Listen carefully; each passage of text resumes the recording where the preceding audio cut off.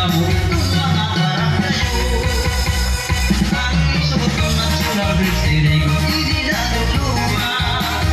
Ang karatuan hindi mga turista. Bukod na ang balang tapos buhay liwag dito ang pagkaligo.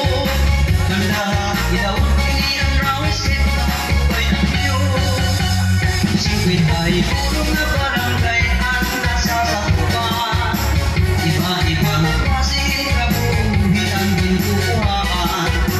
Ini ang pagkubao ang isda na may luwag na kalbihan.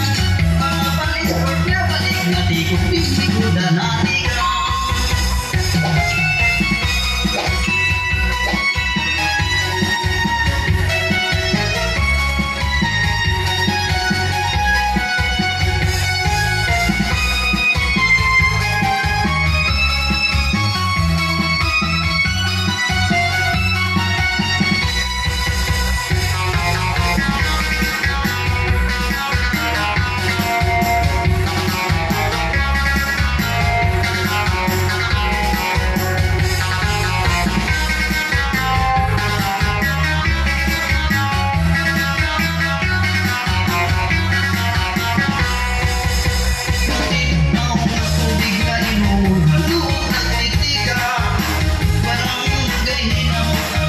Sa ilian walaran, kaliliwat pitahan, rekas na may saot na paglaran.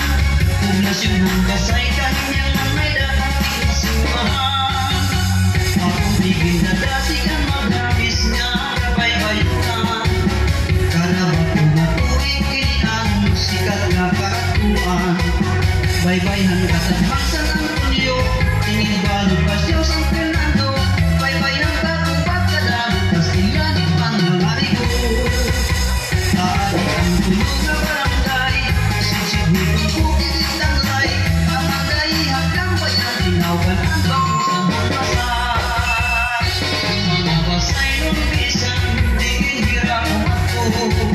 damo ang kasangkayan harus bisan diin kilalado.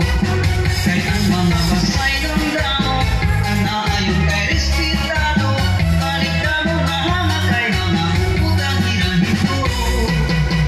Ang bubuhan Pasay hikabrong isipungan malimpyo.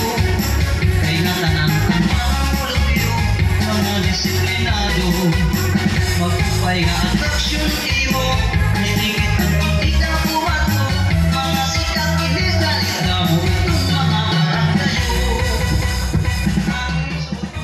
Damo nga salamat Mr. Benvenido Kaliwan na nimo pagsayawin ang minudo nga namo nga salamat nga to nimo naging kapadis.